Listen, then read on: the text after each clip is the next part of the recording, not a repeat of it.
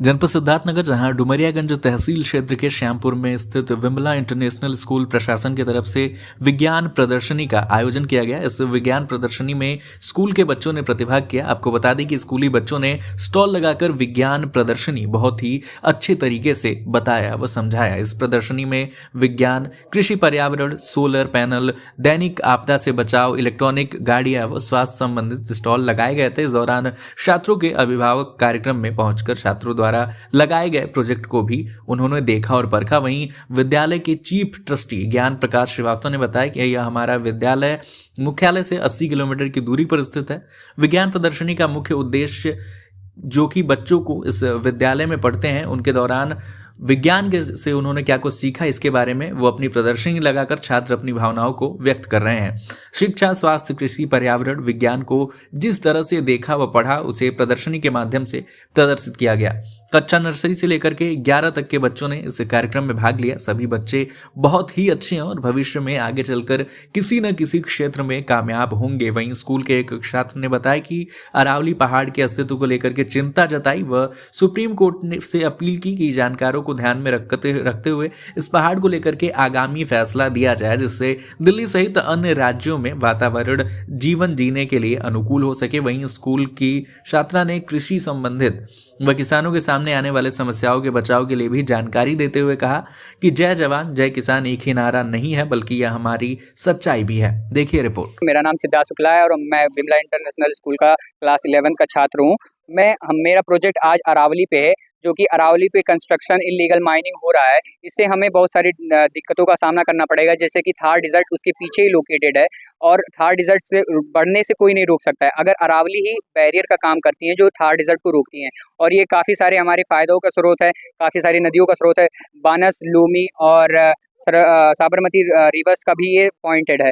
और यहाँ से दिल्ली एनसीआर पूरी तरीके से इस वजह से क्योंकि अरावली बीच में खड़ी हुई है और रेगिस्तान को रोक रही है।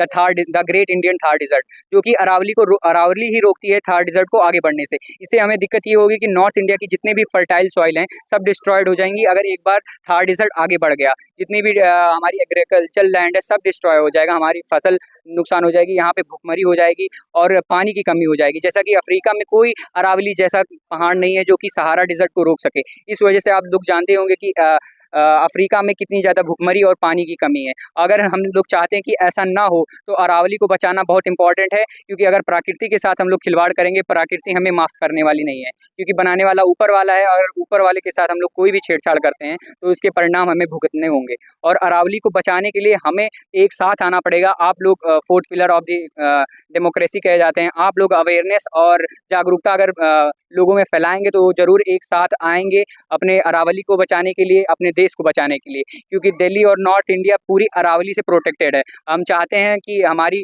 धरती अच्छे से चलती रहे तो हमें धरती के साथ खिलवाड़ करना बंद करना पड़ेगा और इन्वायरमेंट को बिल्कुल नुकसान नहीं करना चाहिए। हमें strict implementation of strict law करना पड़ेगा इन्वायरमेंट के खिलाफ। अगर कोई भी पेड़ काटता है जो कि प्रोटेक्टेड लैंड में आता है, अरावली प्रोटेक्टेड लैंड में आती है, पर अभी जो नई डेफिनेशन है उसके हिसाब से 90% अरावली खत्म की जा सकती है, क्योंकि वो 100 मीटर से ऊंचे नहीं है। वहाँ पे लूप होल ये है कि वो आसपास की ज़मीन से 100 मीटर मान रहे हैं। अगर हम देखा जाए ग्लोबल जो मेजरमेंट पॉइंट होता है वो सी लेवल होता है। अगर सी लेवल से 100 मीटर होता तो ये एक बार एक्सेप्टेबल होता, लेकिन आसपास की ज़मीन को ऊँची भी की जा सकती है जो खनन माफिया है। और खनन माफिया इतने शक्तिशाली होते हैं कि वो लोकल जो गवर्नमेंट होती है, लोकल जो वहाँ पे सुपरवाइज करते हैं, उनको घूस खिला देती है, उनको करप्ट कर देती है, जिससे वहाँ पे इलीगल माइनिंग बढ़ती रहेगी। क्योंकि वो लोग पैसे वाले हैं और पैसे के लिए वो इतने भूखे होते हैं कि वो इन्वायरमेंट को लेके और बाकी लोगों को लेके कुछ नहीं सोचते हैं। उनको सामने पैसे के अलावा कुछ नहीं दिखता है और इन्वायरमेंट के साथ खिलवाड़ बिल्कुल नहीं करना चाहिए। बस मेरी यही मैसेज है। और